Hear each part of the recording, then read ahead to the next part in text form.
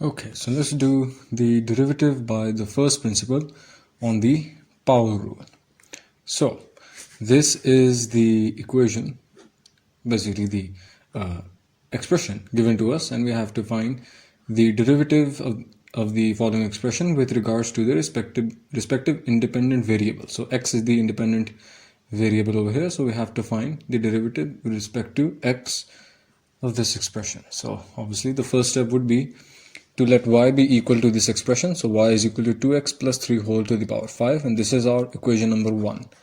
So the first step is to take the increment on both sides. So this y would become y plus delta y, and this x here would become x plus delta x. So 2x becomes 2 into x plus delta x, and 3 is a constant, so it will remain as it is. It will not have an increment. So when you multiply the 2 with the x plus delta x, you get 2x plus 2 delta x, and then you have this plus 3. You'll take this plus 3 and this 2x on one side like this, and this 2 delta x on the other side. And we're doing this so that we can later apply the binomial theorem on this. So you'll take this y to the right hand side, where it will become negative y, standard procedure, and so this is now your equation number 2. Step 2 is to put the value of y from equation number 1 into this equation number 2. So the actual function that was given to us, you'll replace y with that. So you'll replace this y with 2x plus 3 whole to the power 5, and so we'll now apply the binomial theorem. So this is the 2x plus 3 whole to the power 5, the first term. And the reason why this is just 2x plus 3 whole to the power 5 is because the first term is basically 5, 0 into 2x plus 3 to the power 5, which is basically this term here. We are applying the binomial theorem on basically this bracket. So 2x plus 3 whole to the power 5, and this will also be multiplied with 2 delta x whole to the power 0, and this 2 delta x comes from this. So this basically results, this 5 0 results in 1, and this 2 delta x to the power 0 also results in 1. So in the end, you're just left with this 2x plus 3 whole to the power 5. And then you have at the end, this is the end of the binomial expansion, this expression over here. And this expression results from basically 5 and 5 into 2x plus 3 to the power 0 and 2 delta x to the power 5. And this basically results in 1, and this also results in 1, and then you're just left with this expression.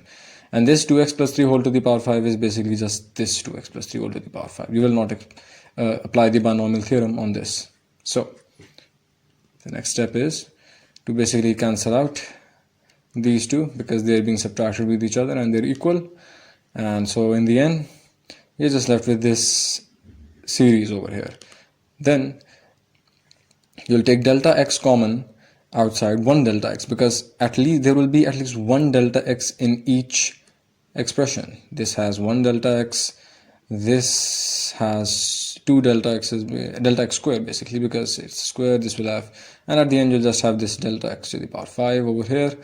And so every term has 1 delta x common, and you'll take that outside. And then what have we done here? Yeah, because since we have taken the delta x common outside, that means that there will be 1 delta x less from each term. So the last term will have delta x to the power 4 as compared to delta x to the power 5. And so we'll basically divide both the sides by delta x, which is step 3. So this is dy by delta y by delta x on the left hand side, and this is delta x by delta x. You'll cancel out these, and this will result in 1. And then we have step 4, which is to take the limit as delta x approaches 0 on both sides. So on the left hand side, you now have the complete form of the derivative of y with respect to x, and on the right hand side, you'll apply the limit as delta x approaches 0. So you'll basically replace every delta x with 0. So apart from this first term, every single term will have at least one delta x term. So every single expression, every single term apart from this first term will become 0.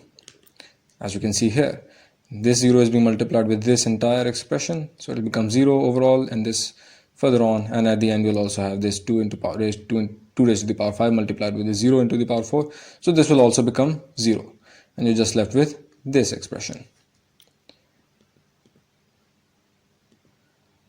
And so